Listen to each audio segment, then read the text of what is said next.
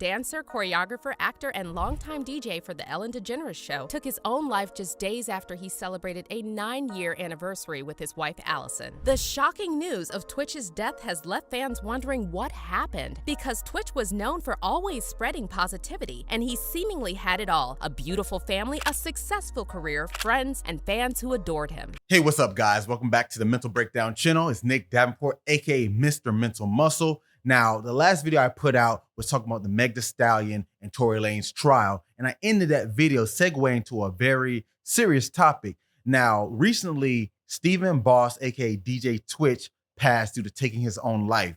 Now, he's known for his dance moves, being on TV and movies, being Ellen's executive producer and DJ, and he seemed to bring a light to a lot of people across the world through his upbeat tempo, his attitude, his family, his dancing. The list really goes on. Now, the fact that he's gone now and the way he went out brings up a lot of questions. Now, this topic is very sensitive, and in general, mental health across America is at an all-time high when it comes to depression and things of that nature. About 8.1% of all Americans report to have experienced depression in the last year. This is about 21 million people. Now, you can see that's a decent amount of the population. Now, we may have 335 million plus citizens, but we can all agree 21 million people is a lot.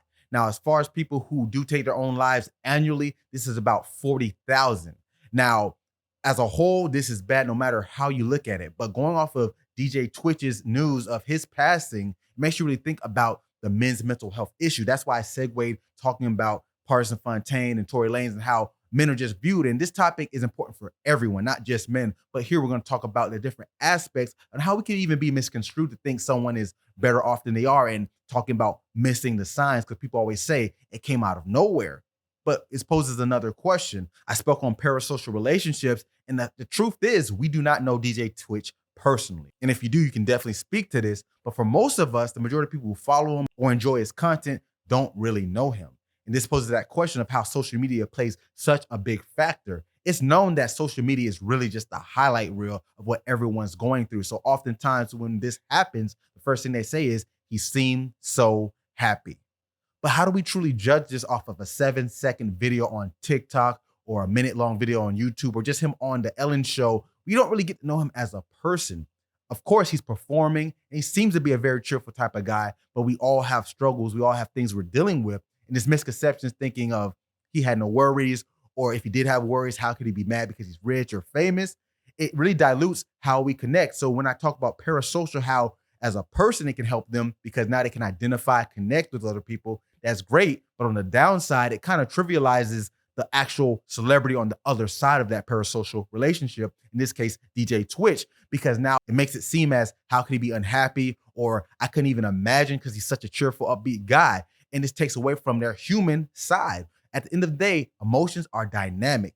You're gonna have your highs, you're gonna have your lows. And if it gets to the point that it becomes clinical, then you need to get help. And that's very important because you should never go through suffering alone. But this can bring into another aspect of when someone takes their own life about never seeing the signs. So as a person who's been in the mental health field and has done clinical work as a psychologist, I didn't finish my degree, but I learned a lot. And I still take some of that into mind when I'm just living my own life. But you gotta think, what goes to being depressed? It's not always about being sad. One of the biggest misconceptions is a moping, sad, down person is going to be the one you need to look out for. But sometimes it's the ones who don't show that. And you can ask, how could I know? Good question. So let's look beyond the emotional state of people who could be depressed, but let's look at behaviors. What is their social interactions like? If they're more of an interactive social person, and you notice they're not on the scene as much, or they're not as communicative as much, this can be something to take into account. Now, this doesn't mean the minute they cold shoulder you, you need to run for the hills and think there's a problem, but see it over the time, duration, frequency, because this is the biggest thing we got to think about when it comes to more severe mental health issues is frequency, meaning how much does this occur, intensity, how hard is it when they're dealing with it, duration, how long does it last? Because these will tell us, because we all get sad. That's just human nature. We go up, we go down. That's nothing new. But when it comes to the point where this has been going on 7, 8 months, a year, you got to look a little deeper on their behaviors being different for this prolonged amount of time. Analogy I always use as an example is a guy named Johnny. Let's say he goes fishing every weekend religiously with his son, and they catch a bunch of fish, have a great old time. He talks about it, posts it on social media. Great, right? but you're John's friend. And you ask him, hey, John, how you been feeling? I'm all right, I guess, and can't complain. No flags there. Now you see, okay, things have been a little different between you and John, but you want to dig a little deeper and you might say, so when the last time you went fishing? Oh no, it's been around like 6-7 months. Now, this is not saying it's a flag for alarm. Like I said, this is not what we're talking about here.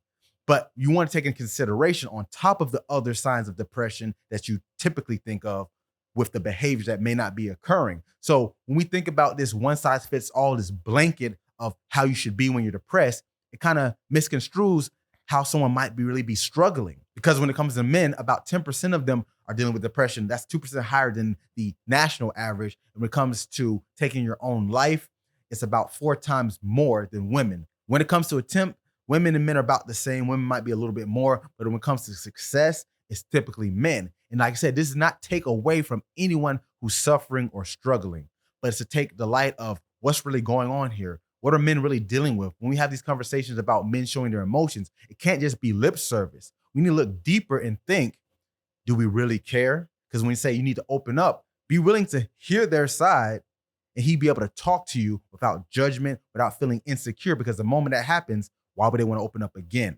Now, obviously, if it goes beyond day-to-day subclinical depression, you need to get more professional help. This is something I'm big on. Therapy is important. People may not be as privy to it because there's a stigma. People think, oh, I'm crazy if I'm in therapy, or I don't need someone telling me what to do in my life. They don't even know me. These are all misconceptions. Now, I'm not saying it's an easy process. It's just like working with a trainer. I use this analogy as well. Fitness, you don't just walk in the door and say, hey, I want to get in shape. No, you set up a plan, you set up goals. You have to go to the gym 2-3 times a week, work hard, execute on that plan, hit those goals, and then you see results. Therapy is the same way. You may not find the perfect trainer first try. You might have to bounce around and figure out who works. Same thing with therapy. You might have to go to different people because people have different philosophies, stances on life. You might identify better with those. So this is something to take into a consideration.